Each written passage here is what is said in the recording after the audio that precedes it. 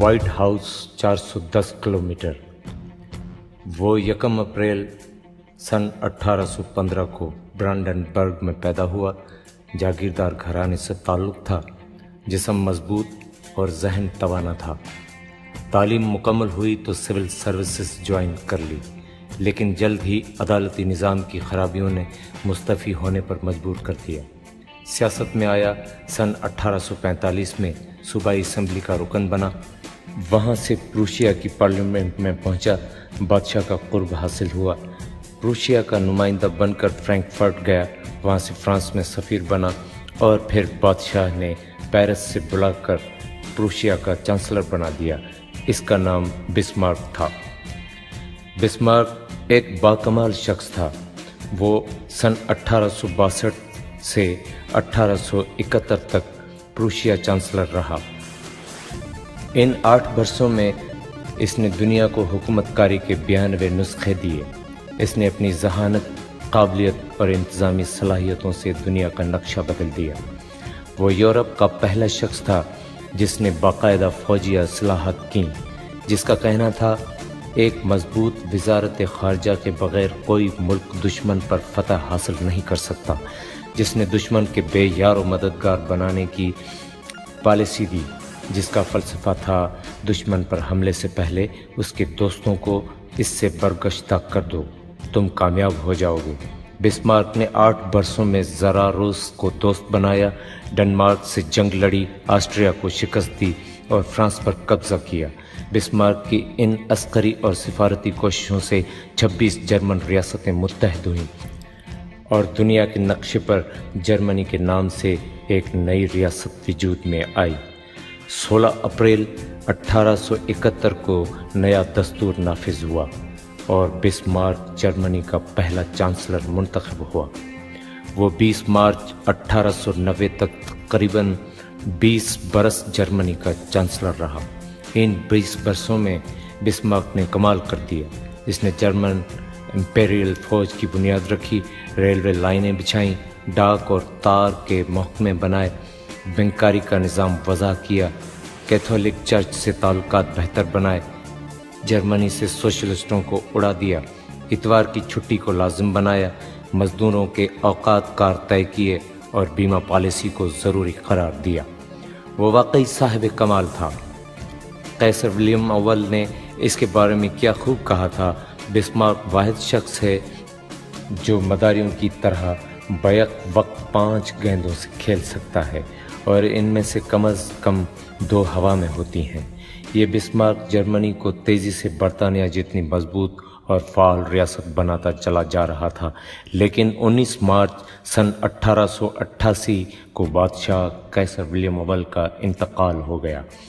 اس کی جگہ اس کا عمر رسیدہ بیٹا فریڈرک بادشاہ بنا، لیکن 3 ماہ بعد وہ بھی فوت ہو گیا۔ فریڈرک کے بعد 28 سالہ ولیم دوم کی باری آئی۔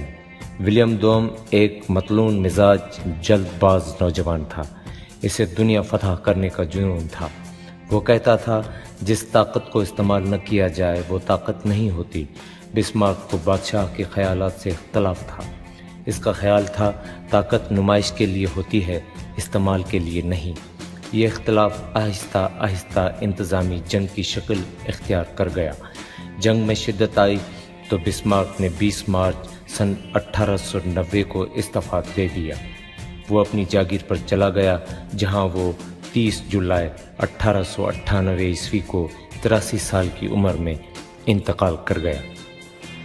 بسمارک کی اس کہانی میں کوئی دلچسپ بات نہیں، یہ دنیا کے 2-3 ہزار بڑے لوگوں کی کہانیوں میں سے ایک کہانی ہے۔ میں بھی اسے پڑھ کر بھول جاتا، لیکن جب بسمارک کی داستان پڑھی تو اس کے ایک فقرے پر ٹھٹک کر رک گیا۔ اس نے ولیم دوم کے بارے میں لکھا تھا، یہ نوجوان پوری دنیا کو تباہ کر دے گا کیونکہ اس کے پاس طاقت ہے لیکن ظرف نہیں۔ بسمارک نے یہ فقرہ کہیں سن 1891 یا 1894 میں لکھا تھا۔ 1898 میں اس کا انتقال ہو گیا۔ بسمارک کے انتقال سے ٹھیک 16 برس بعد یعنی 1914 میں ولیم دوم نے دنیا کو پہلی جنگ عظیم میں دھکیل دیا۔ وہ سکندر اعظم کی طرح دنیا فتح کرنے نکلا، لیکن جنگ ختم ہوئی تو وہ جان بچانے کے لیے اپنے ہی ملک سے فرار ہو گیا۔ ولیم دوم کی آخری زندگی ہالینڈ میں قسم پرسی میں گزری۔ جرمنی اتحادیوں کے قدموں میں گیا، سلطنت عثمانیہ پارا پارا ہو گئی اور 2-3 کروڑ لوگ ہلاک ہو گئے۔ جنگ کے خاتمے پر جب دنیا نے اس تباہی کا تجزیہ کیا تو ولیم دوم کے بارے میں بسمارک کے فقرے نے بڑی شہرت پائی۔ دنیا کے تمام بڑے دانشوروں اور تجزیہ نگاروں کی متفقہ رائے تھی، طاقت کم ظرف کے پاس ہو تو اس سے خوفناک اور خطرناک کوئی چیز نہیں ہوتی۔ بسمارک کو گزرے تقریباً 200 سال ہو چکے ہیں، ولیم دوم کو بھی مرے ہوئے تقریباً 100 سال گزر چکے ہیں، لیکن جہاں تک طاقت کے فلسفے کا تعلق ہے وہ آج بھی اسی طرح زندہ ہے، وہ آج بھی اسی طرح موجود ہے۔ بس ولیم دوم کی جگہ جارج بش نے لے لی اور جرمنی کی جگہ امریکہ آ گیا۔ دنیا بھی وہی ہے، طاقت بھی وہی ہے اور طاقت کے اظہار کا جنون بھی وہی۔ اگر کوئی تبدیلی آئی تو اس کا نام ایٹم بم اور میزائل ہے۔